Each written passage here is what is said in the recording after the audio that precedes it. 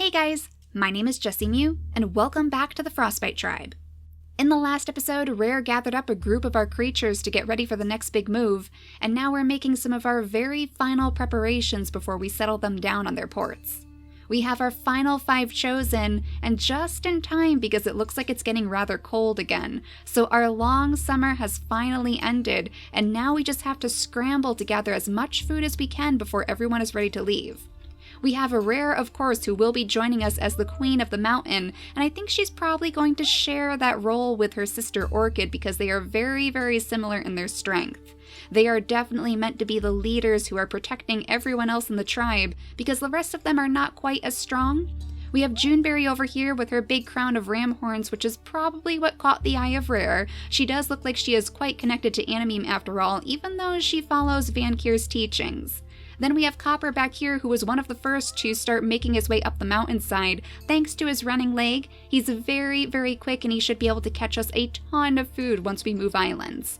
Last but not least, we have little Huckleberry back here, who is quite unique. He looks like he's probably going to stick out in the snow once it does start to pile down on us, but because of his stinky tail, we're hoping that he's going to be able to deter some of the predators on the island.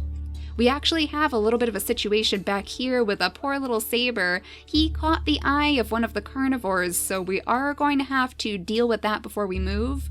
Hopefully the carnivore is not going to completely shatter Saber either. He's so close to the end of his life, and that would be absolutely tragic for poor Dyer, who came down here to help his brother. They didn't spend a lot of time together because Dyer moved on with his traveling group of adventurers, but now that all of his family has basically passed away, he is very grateful to be able to reconnect with his brother for however long they have left. So we will be keeping a close eye on them and also on the bunnies. And I do believe we could actually have Rare jump down here and grab this bunny up for us, and this one too. Okay, look at that, 1 bunny for each of your giant claws. Excellent. So she is not only an apt warrior, she has experience taking down carnivores, but she also has plenty of experience, clearly, with dealing with those pesky bunnies. So we should not have to worry about gathering up food on the next island, though I do want to make sure that we have a nice safe stock around us, just in case it becomes a little bit hard to find the bunnies in all that snow. I have a feeling that it's probably going to be very, very cold most of the time when we're on the new island, and we might as well cut down these berry bushes too. We'll have her pick a couple of the berries and then swipe up the rest, since our creatures are not typically too interested in gathering the berries as it is. It's only Vankir's followers who seem to prefer the berries, and oh no, poor little Luna, you managed to pick up one of those leeches right before we leave. Well, thankfully your brother is very close to you, so he should be able to take that off on the next turn, but for now we'll just go ahead and gather up all of our nests. Vankori wants to make sure that her babies do have plenty of nesting material, plenty of food to take with them, so we'll make sure that we gather up everything that we possibly can before we leave. And look at that, we can already almost make 2 brand new nests as soon as we set foot on that island, so very, very good. And in fact, if we have Amber pick up her extra nest, then we should have just enough for both. That's especially helpful because I am hoping that our creatures are going to be able to breed with a couple of the males before they leave. That way we can carry on their genetics even though they're not going to be with us on the islands anymore. Now, do we have any bunnies hopping around over here that maybe Goldenrod can swipe up? It doesn't look like it, so maybe she should actually wander a little bit deeper into the mountains. Let's see though, Tara thankfully is going to be fine wandering on her own because she has a high enough cold resistance, so we'll bring her up there too just to scope out for bunnies. We'll have Goldenrod scoot along this way because I think I saw something over here. Yeah, we do have a little bunny by this throne, which ironically is where she used to sit because her sister made her family over here too. So we'll see if maybe she can grab that bunny later. And Orchid, you might as well make your way around the rocks too, so you're at the very tippity top just like your sister. Now I think we just have Belladonna down here to take care of as well, so maybe we could scoot her over here to at least knock down some more acorns for us. We do need somebody to headbutt that tree for Tusk so he can use some of his very final turns as well to pick up that extra food. But otherwise, I think we are all out of safe possible moves that we can make. So I wonder if it's going to start snowing again on the mountainside now. It definitely seems like it probably will. And that carnivore back there, oh no! Oh no, he did end up killing Saber. Oh, that is the worst. Dyer, I am so sorry. Your brother got completely demolished by this carnivore. Are you going to be able to take care of him in one hit? No, you're definitely not, but clearly, even though he is very close to the end of his life too, I can see him diving in here to try to get vengeance on this awful carnivore. So he has 2 days remaining. I wonder if there's anyone else who could help him maybe? It looks like Belladonna does have a 2 in attack strength, so maybe she could scoot over here, sit next to the carnivore, and take him out with one final swipe. Oh my goodness, Dyer, you must be so upset right now. At least he'll be able to mourn his brother on this very same tile, and he'll be able to pick up all of that food too for the rest of the tribe to take with them. Now Tusk, this is also going to be your last turn because unfortunately you do have that cold, that pesky cold, so just gather up all of the food that you possibly can. I suppose you could sit next to little Cyrie's skeleton too. I don't know if he knew her very well, but maybe he feels a little bit of a connection because they both spent so much time underneath this tree gathering up that food. We could have Dewberry collect some of these little twigs for us, and then we definitely want Huckleberry to get up here as fast as possible. Otherwise, he's going to be too cold to move around, and we're already seeing the effects of that. It looks like Juneberry's getting cold, it looks like Orchid's getting cold, so let's try to huddle some of these creatures together. I mean, luckily Rare doesn't have to worry about that at all. She can just gather up all of the bunny meat around her, and then we can have her start making her way back down the mountainside toward these ports. She can lead them all toward the harder island, I suppose. I mean, because we have all these skeletons here, I am assuming that this is probably one of the killer islands maybe. So I know we're going to have quite the challenge ahead of us, but it's going to be, oh my goodness. Oh no, I was going to say it's going to be much more exciting than this island was, but I don't know. Now we're running into quite a bit of trouble over here. So we still have the leech situation on Luna, which is going to be a bit of a problem, especially if she takes damage from the carnivore. But she wants to protect her brother above all else. That has always been her main mission. So she'll use her 2 turns on the carnivore and then he can at least remove the leech, so she doesn't have to worry about that. But the carnivore still has 7 days left on his life. So Buttercup, if you could get around all of this grass, then you could definitely help out, but I think it's going to take her a couple of turns to do so. She can only move right over here, so she'll be able to help take him out in the end. But I guess maybe Soul could put one more swipe in with his last turn. Of course, it's not going to be enough, and I don't think Luna's going to be too happy that he drew the attention of the carnivore with that reckless move. But at least maybe it'll take some of the heat off of Luna. We'll have to see which one he ends up attacking. I'm not sure if maybe he'll turn around and go after Buttercup too. We'll have to keep a very, very close eye on that. But at least it's extra food. That's going to be quite the bounty for us combined with this other carnivore too. So plenty of extra food to bring with us to the next mountain. Now Storm, go ahead and pick up your meat that you caught before too. And then I think we also want to make sure that you guys are huddled around, so Bear can scoot over here next to Huckleberry. You guys should be nice and toasty warm as long as you stick together. Likewise, we want poor little Orchid to move over here too. She can move right next to Bear actually. Right next to Bear, who also happens to have the digging trunk in his genetics. And he was one of the ones who was completely different in immunity genes to Orchid. So she is growing up on the next turn. That might actually be the pairing that we choose for Orchid before she leaves. But otherwise, we need to find somebody for Juneberry too, so let's have you guys huddle right next to little Terra. On the plus side, this is some very good practice for our creatures without the 3 and cold resistance, because they are going to need to learn to stick together if they want to keep warm and they don't want to risk freezing.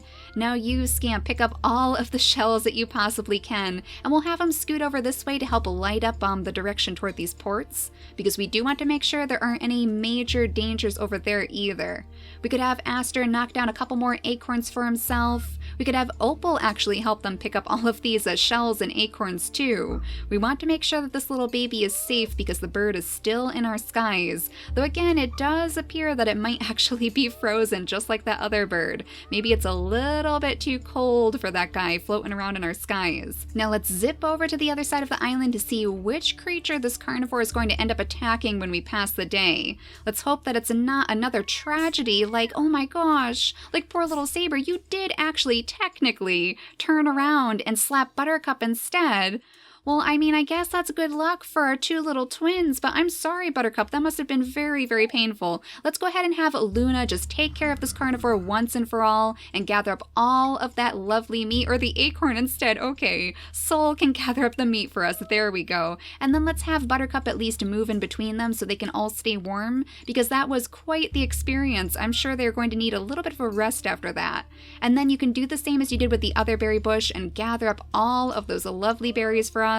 We can even knock down some more acorns, so you guys are going to be able to feast. Yet again, you shouldn't have to worry about running out of food underneath that tree. Now, poor little Tusk did end up passing away right next to Cyrie's skeleton, and we still have Dyer on his very last turn, who is so upset about his brother. Let's have him pick up the carnivore meat, of course, so we can at least have that nice bounty of carnivore meat. And then as Belladonna makes her way over to her sister and the rest of her family over here, we could have Dyer maybe turn his attentions to these berry bushes too. I'm sure we wouldn't want to swipe up the berry bushes while he's still within the sights of Vankir's followers, because they would be very, very offended. Now, thanks to our efforts, even though it's snowing again, everyone is nice and toasty warm way up at the tippity top of the mountain. So let's see if maybe Orchid and Bear could breed before they leave. We'll have Bear use up his energy since we do need Orchid to make her way down the mountainside as soon as possible.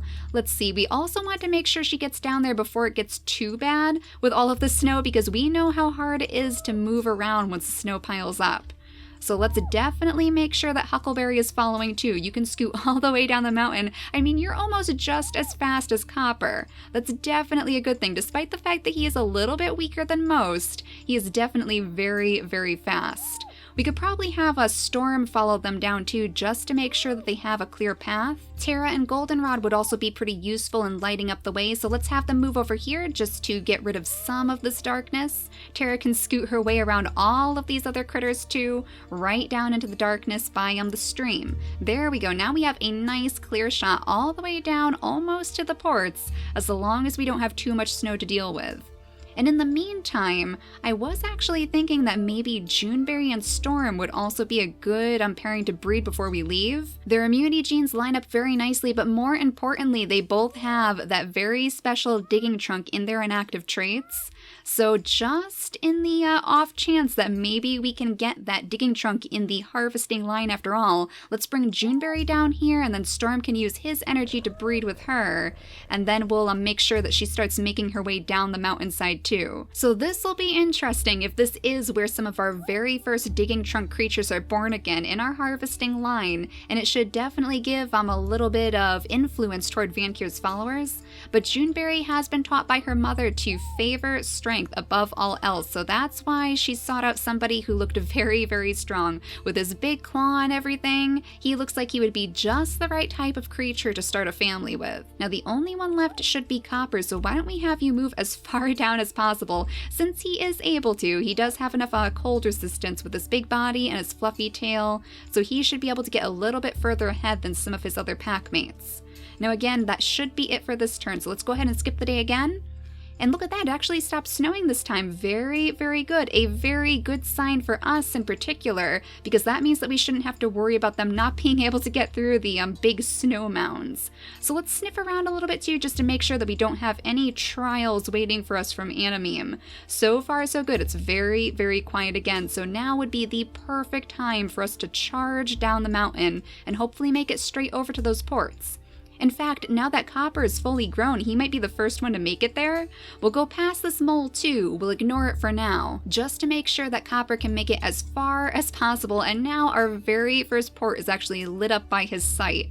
So we are almost there, just a few more moves, and then we should be able to make it all the way over to those ports, which is good too, because I don't want to get caught in another situation where our queen is too old once we move. And speaking of which, why don't we actually give Orchid those special gems too? I think she definitely deserves them. She is just as strong as her sister is after all. And then Huckleberry is going to need his orange gems because he is a follower of Vankir.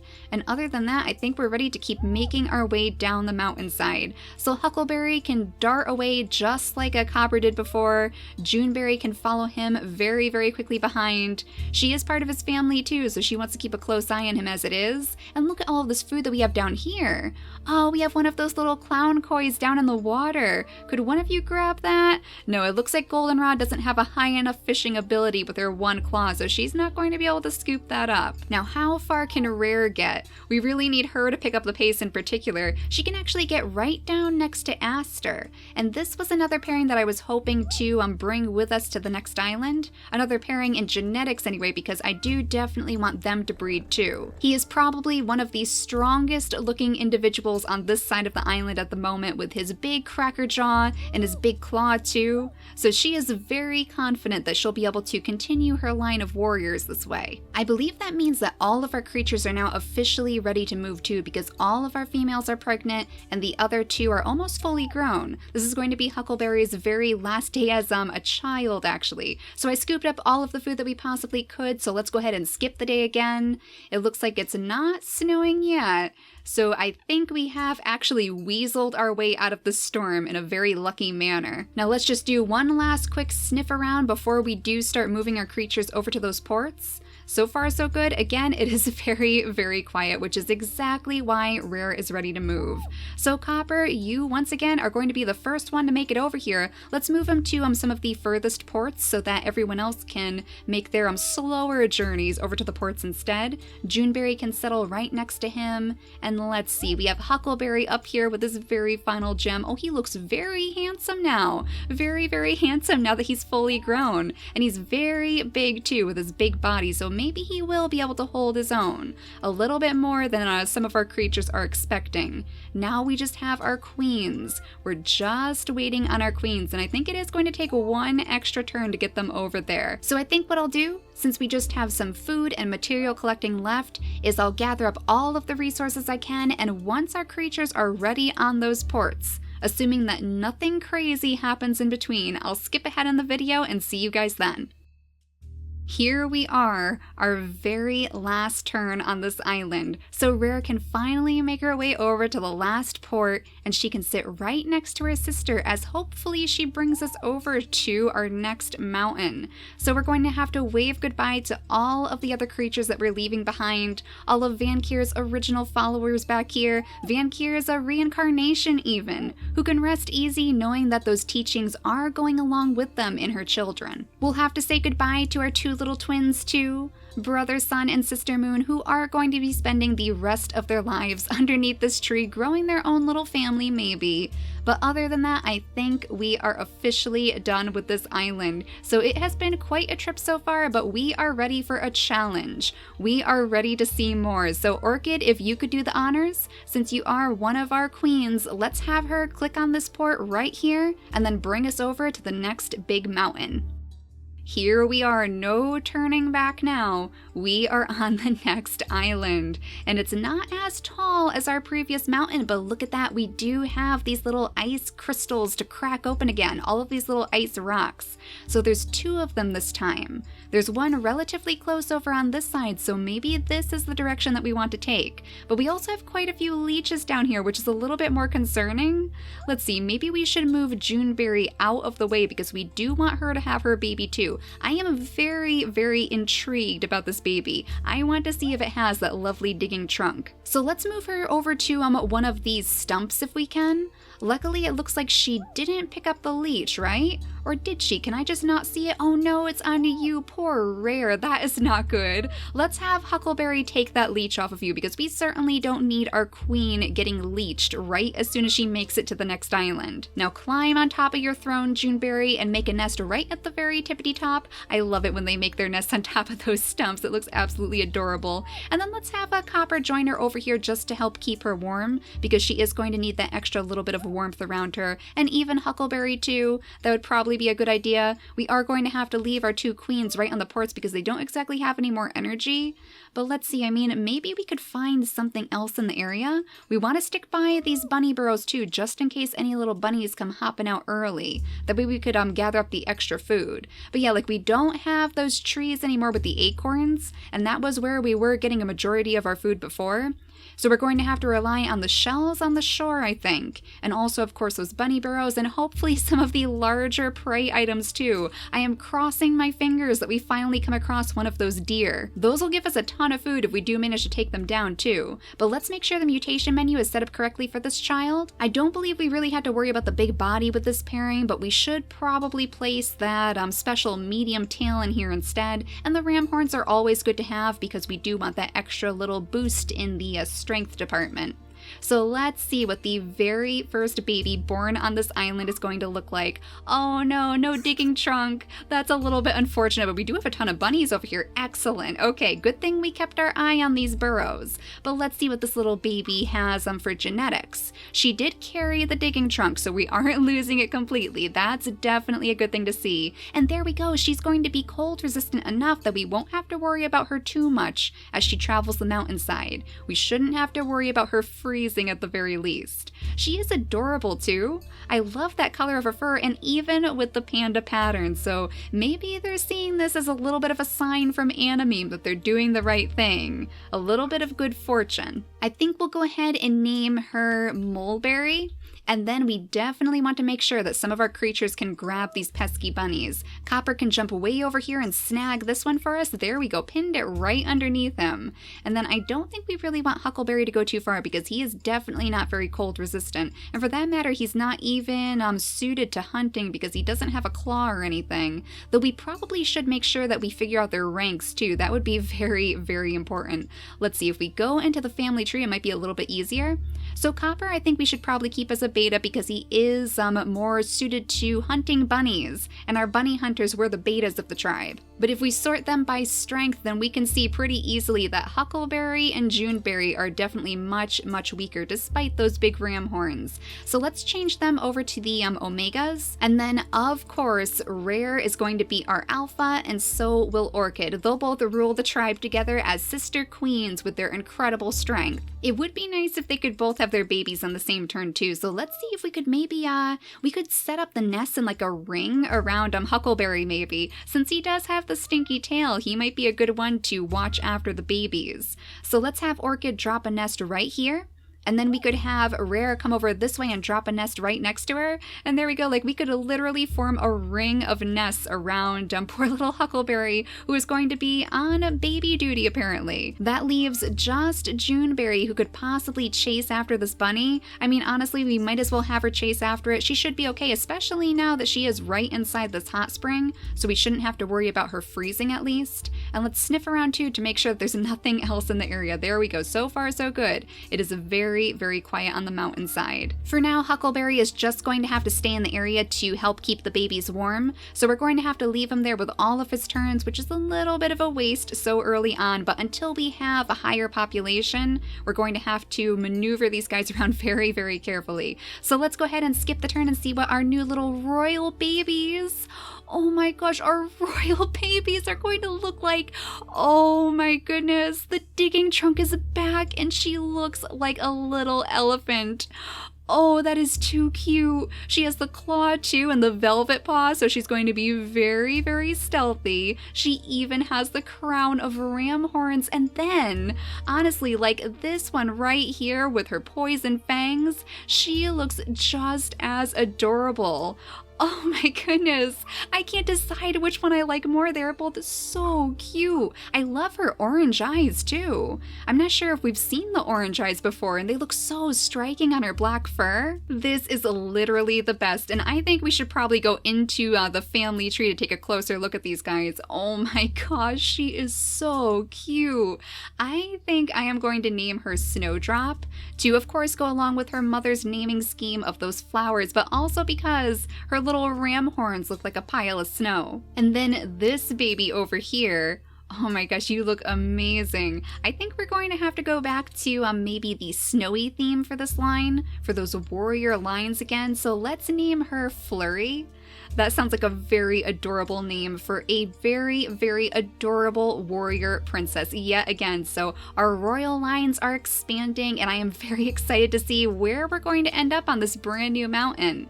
I think in the next episode we will start slowly making our way off to the right, because I definitely want to crack open these little ice rocks as soon as possible, and this one is the closest. So Copper might be just the right type of creature to charge his way over there since he is much faster than most of our other queens, but we will have to at least escort him with somebody just in case, because who knows what sort of dangers are lurking at the very top of the mountain, waiting for us to stumble into their traps. But for now, thank you all so much for watching, and I'll see you all next time. Bye guys!